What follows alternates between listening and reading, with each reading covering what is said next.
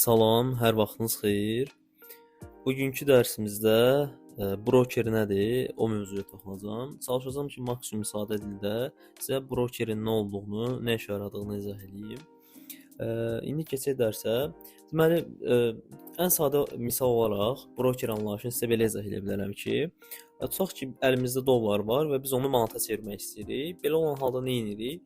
Banka yaxınlaşırıq və banka biz dollar veririk, o bizə əvəzində onu manata çevirib verir və yaxud istədiyimiz bir valyutaya. Deməli biz burada heç bir şəkildə birbaşa bazara çıxış eləyib həmin pulu dəyişdirə bilmirik. Yəni ki, mütləqdir ki, bizə bir vasitəçi olsun və bu vasitəçi də bankdır. Banka yaxınlaşırıq, pulu təqdim edirik, bank dəyişiklik eləyir və biz istədiyimiz valyutanı bizə təqdim edir.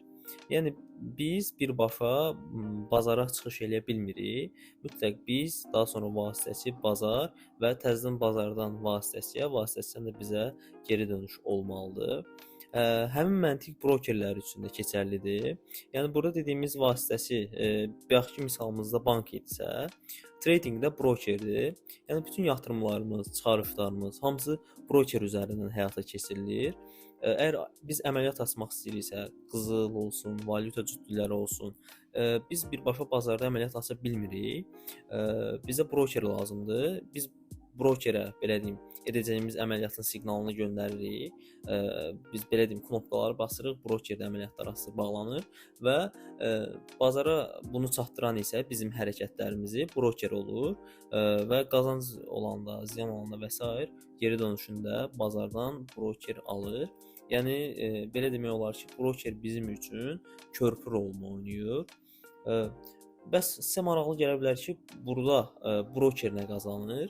Yenə təzədən qayıdırıq həmin məsələyə, bank məsələsinə. Necə ki, biz banka gedəndə bankın qazancı nə olur? Məsəl üçün biz ona dollar təqdim eləyəndə fikir versiniz, alış və satışda qiymət fərqləri olur. Məsəl üçün biz həmin qiymətdən alıb həmin qiymətdən də sata bilmirik.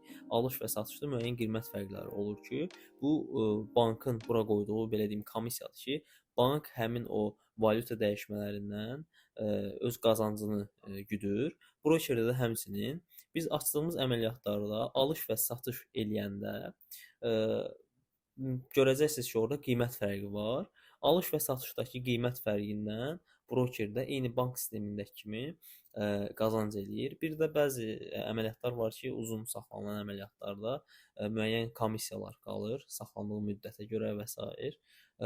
Bundan da qazanc əldə edə bilirlər. Amma belə normal götürəndə brokerlərin əsas qazanc yeri eyni bank sistemindəki kimi alış və satış fərqində olan belə deyim, qiymət fərqindən qazanırlar. Hansı ki, necə bu sistem bankda işləyir? Banka gedəndə məsəl üçün dollar 100 dollarımız 170 manatsa, biz alış və satışda bu qiymət belə olmur. 169 bir olur, 171 biri məsəl üçün. Həmin sistemdə eyni brokerdə işləyir. Etibarlı broker tapmaq ən vacib məsələlərdəndir. Bunun səbəbi nədir? Çünki bizim bütün kapitalımız brokerdə olur.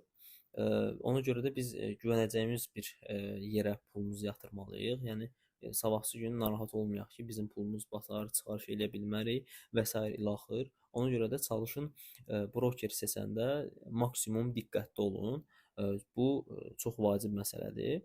Həmçinin də digər şeylərə, nələrə diqqət etməli olsaq, çalışın ki, brokerdə nə bilim spread az olsun, həmin o brokerin qiymət fərqi, qazanc yeri dediyimiz şey spread adlanır. Çalışın ki, bu spread az olsun. Çünki o sizə xeyirdir. Əməliyyatlarınızın daha tez take profit olması, daha yaxşı yerdən açılması, bağlanması üçün vacib məsələdir. Bu kimi xırda detallara da fikir verin və bundan sonra artıq brokeri seçə bilərsiniz. Əsas odur güvənli olsun və sizə şərtləri sizə sərf eləyəcək olsun. Belə, bu videoda belə qısa bir video idi. Broker anlayışını sizə izah elədim. İnşallah hamı tam aydın başa düşdü. Kimin nə sualı olsa, həmişəki kimi yenə bizə ya burada yorumlarda və yaxud Telegramda yazaraq sual verə bilər. İnşallah cavablayarıq. Videonun sonuna gəldik. Sağ olun.